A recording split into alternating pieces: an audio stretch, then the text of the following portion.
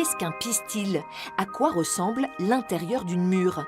Pour le savoir, les élèves disposaient autrefois d'un outil aussi esthétique que pédagogique, ces fleurs, graines et plantes en papier mâché. Agrandies plus de 10 fois, elles permettaient de découvrir le monde végétal dans toute sa complexité.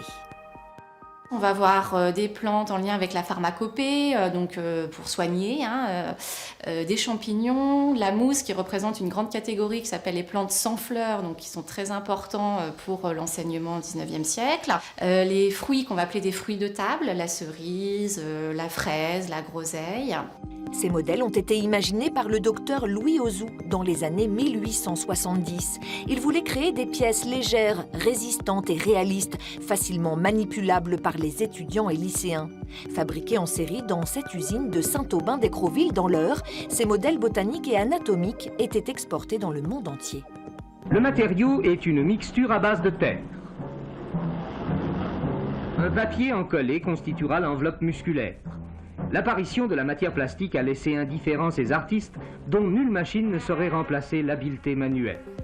40 pièces sont présentées au musée de l'éducation. Elles ont été cédées en grande partie par le lycée Corneille de Rouen. Parmi elles, le blé, l'un des modèles les plus étudiés en classe. Le blé au XIXe siècle, mais comme de nos jours, est la plante la plus utilisée, la plus commune, indispensable pour faire le pain, etc. Et donc c'est très important de bien la connaître, pour connaître les maladies du blé éventuellement, pour le faire mieux pousser, pour améliorer les rendements. Et donc c'est flagrant avec ces modèles, donc l'épilet de blé et le grain à différents stades de la germination. Les belles plantes du docteur Auzout, maintes fois manipulées, ont dû être rénovées avant de devenir des pièces de musée. Chaque modèle a nécessité 35 heures de restauration.